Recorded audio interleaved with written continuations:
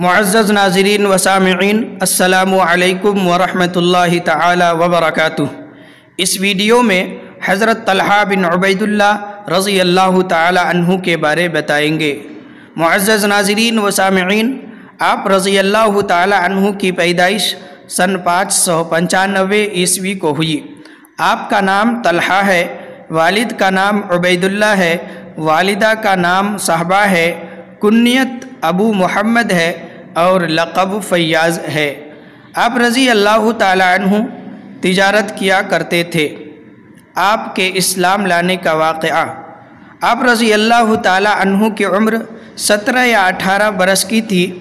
آپ تجارت کی غرض سے بصرہ تشریف لے گئے تھے۔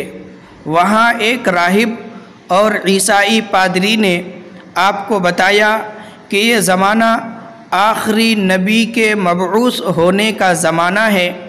آخری نبی کا نام احمد ہوگا، والد کا نام عبداللہ ہوگا، دادا کا نام عبد المطلب ہوگا، اور آخری نبی مکہ میں پیدا ہوں گے۔ کھجوروں والے شہر یعنی مدینہ ہجرت کر کے تشریف لے جائیں گے۔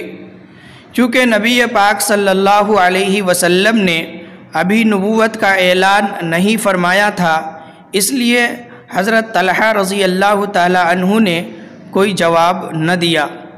جب بصرہ سے مکہ تشریف لے آئے تو آپ کو معلوم ہوا کہ حضرت نبی پاک صلی اللہ علیہ وسلم نے نبوت کا اعلان فرما دیا ہے، تو فوراً حضرت ابو بکر صدیق رضی اللہ تعالی عنہ کے ساتھ بارگاہ رسالت میں پہنچ کر مشرف باسلام ہوئے، اور آپ ان 8 صحابہ کرام میں شامل ہوئے کہ جنہوں نے بالکل ابتدائی اسلام میں اسلام قبول کیا۔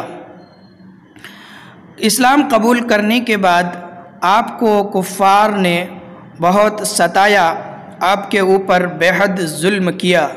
آپ کے رشتہ دار آپ کو رسی سے باندھ کر مارے، لیکن آپ پہاڑ کی طرح اسلام پر ڈٹے رہے۔ پھر جب ہجرت کی اجازت ملی تو ہجرت کر کے مدینہ تشریف لے آئے۔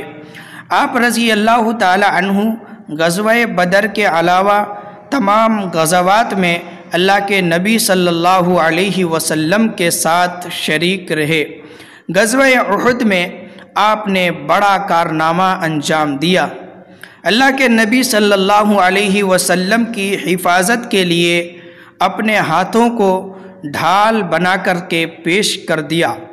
آپ کے ہاتھوں پر 75 زخم آئے، انگلیاں سن ہو گئی، ایک ہاتھ بیکار ہو گیا، لیکن آپ صلی اللہ علیہ وسلم کی حفاظت کے لیے آپ ڈٹے رہے، اور اللہ کے نبی صلی اللہ علیہ وسلم نے غزوہ احد ہی کے ایک موقع پر فرمایا، اوجب طلحہ نے اپنے اوپر جنت کو واجب کر لیا۔ حضرت طلحہ رضی اللہ تعالی عنہ کی شہادت جنگ جمل میں سن 656 عیسوی کو ہوئی۔ آپ رضی اللہ تعالی عنہ کی کل عمر 64 سال ہے۔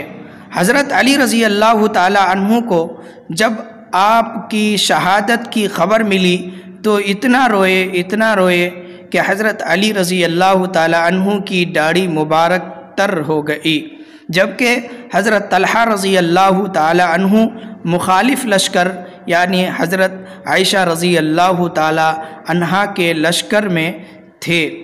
اللہ تعالی حضرت کی قبر کو نور سے منور فرمائیں اور ان کے درجات کو بلند فرمائیں، آمین۔